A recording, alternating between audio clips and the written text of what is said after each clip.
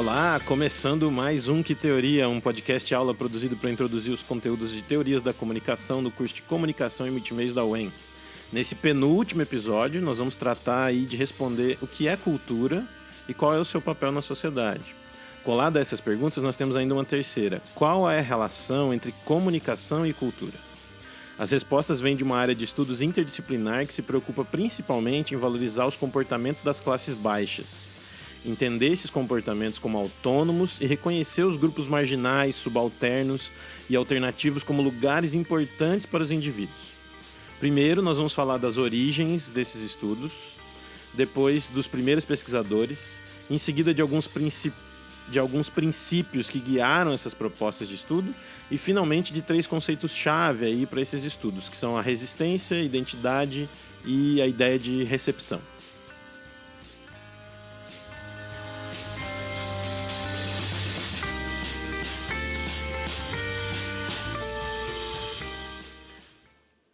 O início desses estudos acontece nos anos 60, 1960, na Inglaterra, com a criação de um centro de estudos interdisciplinar que pretendia estudar a cultura do tempo contemporâneo, principalmente o fato de que havia uma percepção de que a classe trabalhadora estava mudando os seus comportamentos no pós-guerra.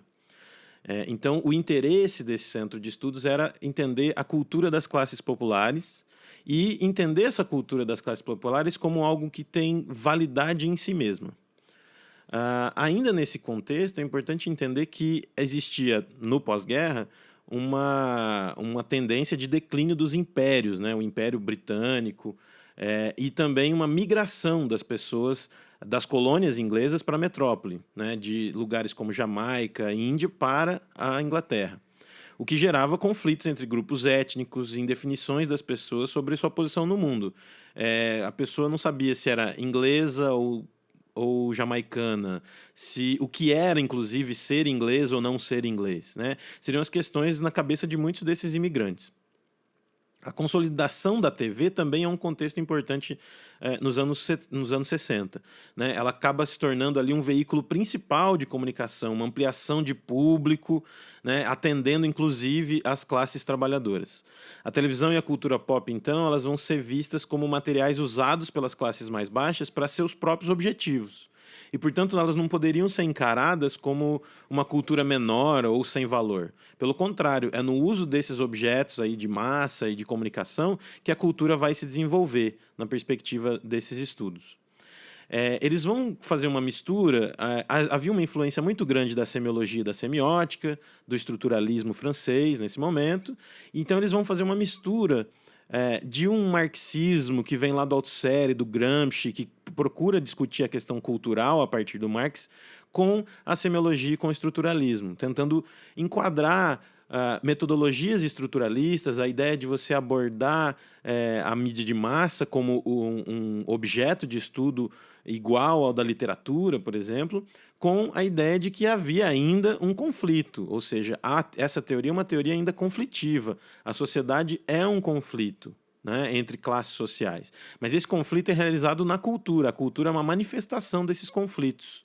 Mesmo que as relações de produção, que as pessoas entendem aí por economia, sejam ainda aquelas que determinam esses conflitos.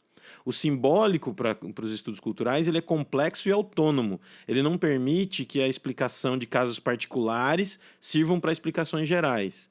Eu tratar de um bairro não me permite explicar uma cidade toda, né? Ou a própria sociedade de uma maneira geral. Uma dificuldade central desses estudos, então, vai ser a tensão entre as necessidades teóricas, as proposições teóricas e os objetivos políticos, porque os estudos culturais eles tendem a produzir pesquisas sobre assuntos com os quais os pesquisadores estão envolvidos ativamente. Assim, a atuação, metodologia e resultados eles tendem a ser problematizados quanto ao seu rigor, quanto à sua capacidade de explicação sem o envolvimento do pesquisador. Essa é meio que o contexto e as críticas ou ainda as dificuldades e limitações que esses estudos podem observar.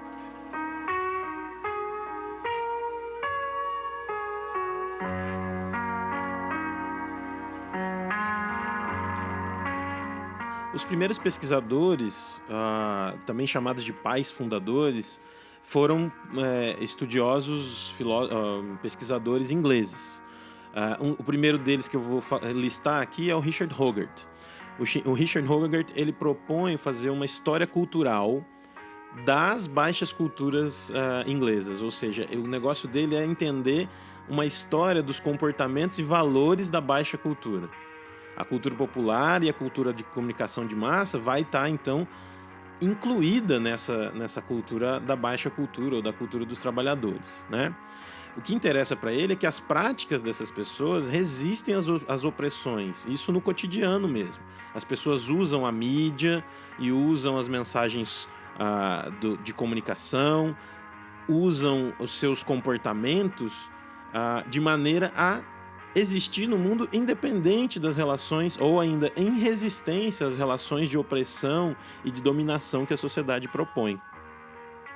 A mídia, então, ela vai ser usada nesse cotidiano junto com outras fontes de cultura, como a própria família, os colegas de trabalho, os vizinhos. Quer dizer, as pessoas vão usar essas mensagens das mídias no cotidiano da vida. É isso que o Hogarth vai trazer numa forma de mostrar como é que a classe trabalhadora usa a cultura, usa a capacidade de leitura que ela tem, né? E aí ele vai, inclusive, também, de certa maneira, ser um pouco nostálgico sobre essa cultura de classe, né? Ele vai tentar, às vezes, valorizar assim, uma organicidade da cultura dos trabalhadores que muitas vezes, às vezes, idealiza essa cultura, colocando ela em um patamar diferente, né, de simplesmente uma cultura, mas algo a ser muito mais valorizado. Outro pesquisador muito importante desse início dos estudos culturais é o Raymond Williams. Ele vai tentar ele vai propor um histórico do conceito de cultura. E a fonte desse histórico vai ser a própria literatura. Então, a partir de publicações teóricas e literárias, ele vai restituir a história do conceito de cultura e assim também propor uma definição de cultura. Ele vai dizer que a ideia surge no século XIX associada à prática rural, à agricultura. Assim, a cultura para o ser humano seria o cultivo da mente, o desenvolvimento das capacidades intelectuais, cognitivas e subjetivas dos indivíduos. Para o Raymond Williams, esse conceito ele foi se alterando ao longo do tempo. Ele passou a explicar um estado geral de mente da pessoa, depois o nível intelectual de um dado grupo social. Em seguida, a cultura ainda vai definir apenas as produções artísticas de um povo, é aquela ideia de cultura como arte. E, por fim, o conceito que o próprio autor vai adotar, ainda que ele desenvolva um pouco mais essa definição, que é a cultura como um modo de vida global. O que isso significa? Que a cultura é um conjunto de ações, regras e valores aplicados cotidianamente em um grupo social. Williams defende que esse modo de vida ele não deve ser visto só como as coisas especiais, distintas que uma sociedade faz, mas as coisas corriqueiras, cotidianas, as práticas cotidianas das pessoas. Ele defende que a cultura é comum. Ela é um modo de vida global que inclui o mundo das artes, a literatura e música, mas ele é também as outras coisas que as pessoas fazem no dia a dia. A cultura, então, para o Williams, ela é ordinária. Ela não trata das coisas extraordinárias da vida social, mas de tudo, daquele todo que envolve as suas práticas sociais. Isso vai nos levar, né, a uma influência da antropologia, de um culturalismo. Né? O culturalismo ele vai meio que orientar a ideia de que os modos de vida representados na literatura e nos meios de comunicação mostram a organização da sociedade. Os meios massivos eles contêm, né, esses comportamentos nas suas mensagens. Aí, nesse caso, a arte ela é uma forma privilegiada de comunicação social, mas ela não é toda a cultura. A cultura ela vai ser um processo, né, assim, um modo de vida, um processo, pelos quais os significados são criados na interação social. E a cultura ela vai se manter também e ser transformada na interação social, ou seja, pela comunicação.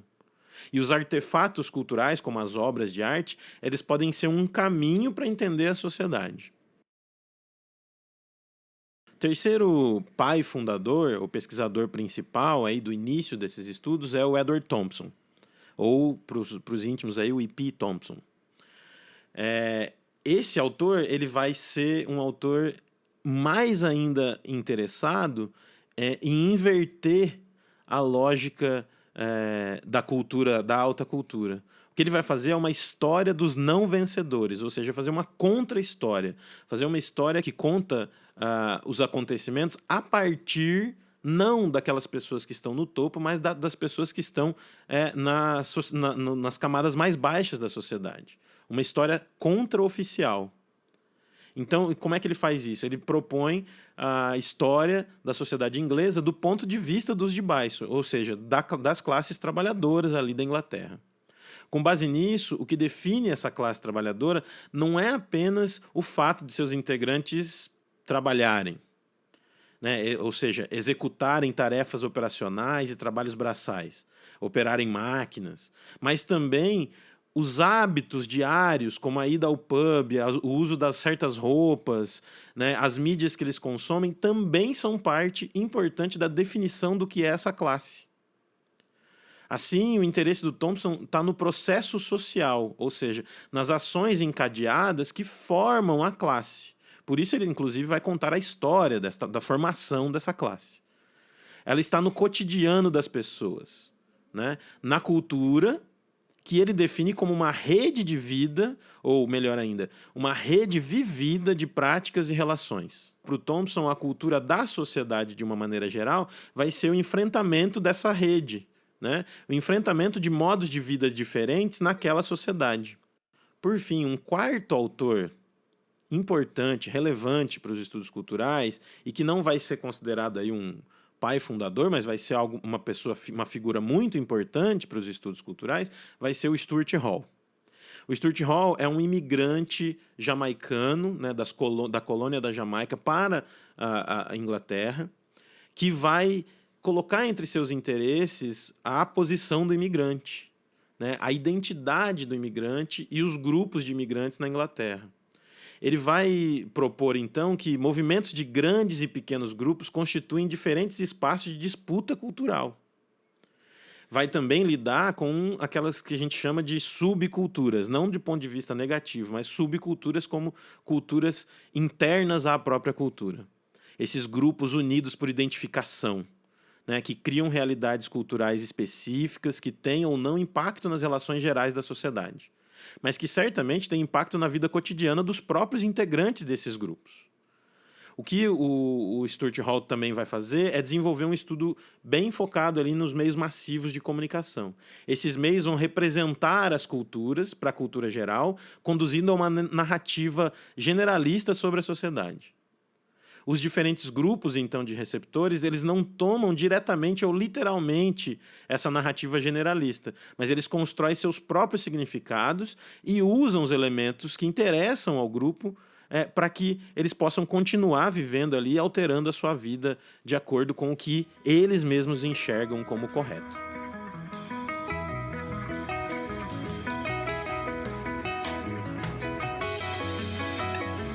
Então, quais são assim algumas ideias gerais, uns princípios básicos dos estudos culturais, né? Primeira coisa é que tudo que é documentado e é feito por meio da cultura serve para identificar alguns aspectos. Serve para identificar comportamentos repetitivos, padrões de ações, valores, né, que se repetem ao longo da história e ao longo da vida cotidiana das pessoas. Outra coisa são ideias compartilhadas entre os seres humanos e que produzem aquela cultura, inclusive aqueles artefatos, aquilo que é documentado da cultura. Não se trata, então, né, de apenas observar os bens simbólicos, como as produções artísticas, mas de qualquer registro de comportamento. Um manual de instruções, um diário particular, um regulamento de condomínio, placas de sinalização, prédios, edificações, são todos documentos da cultura.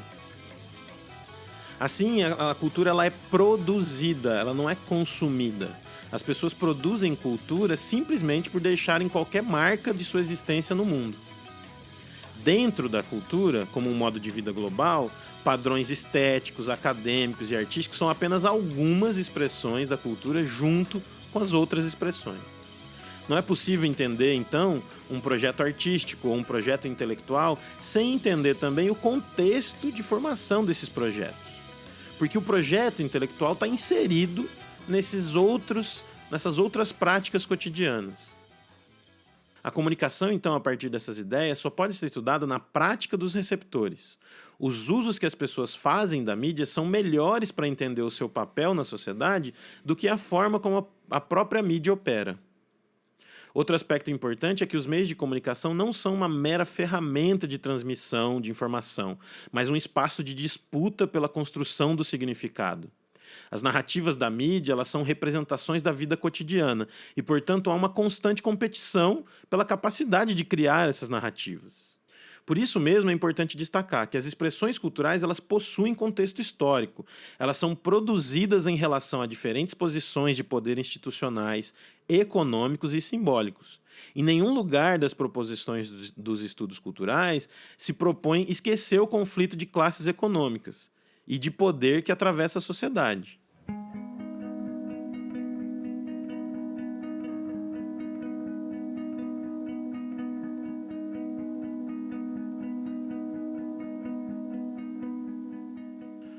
As ideias-chave, então, desses estudos, a gente já consegue meio que perceber pela forma como eles abordam a cultura.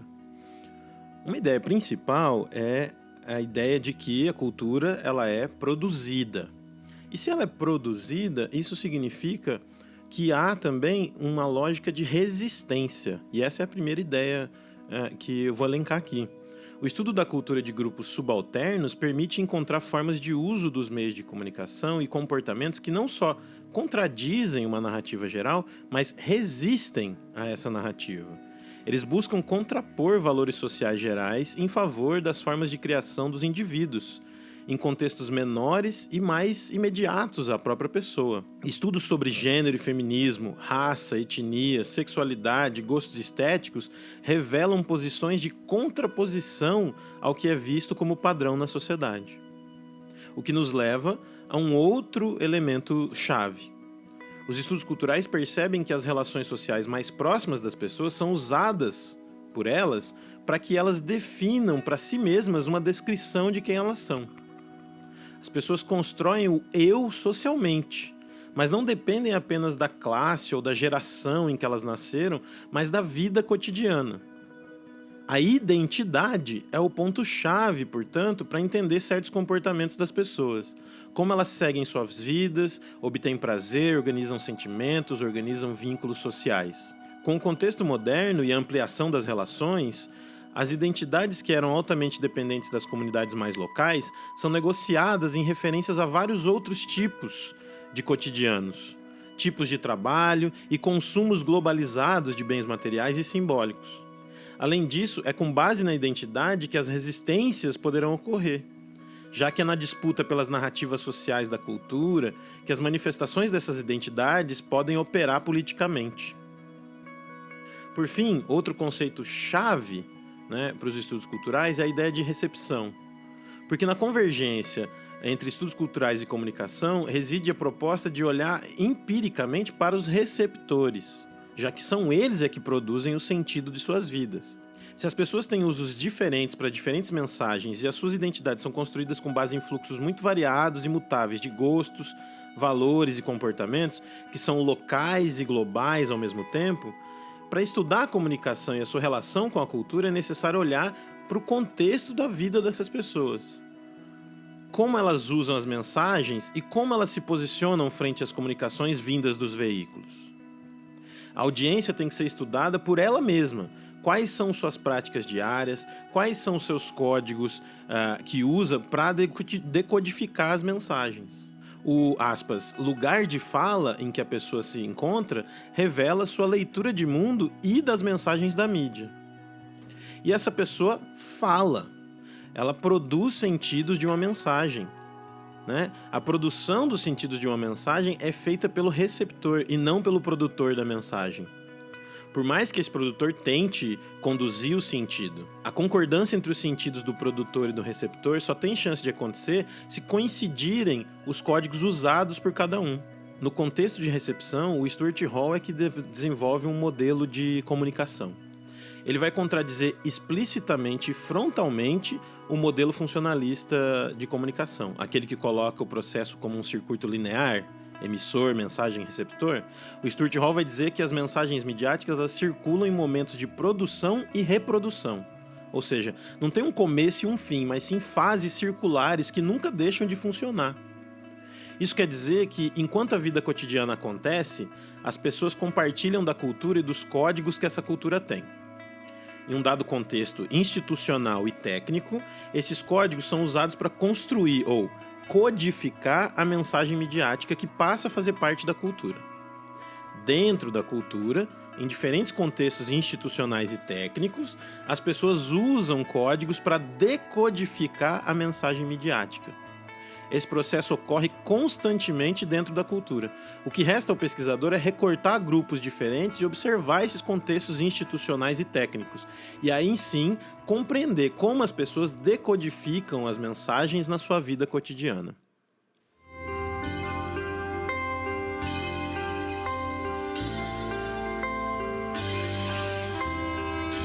É a partir desses conceitos dos estudos culturais que a gente pode perceber vários debates contemporâneos.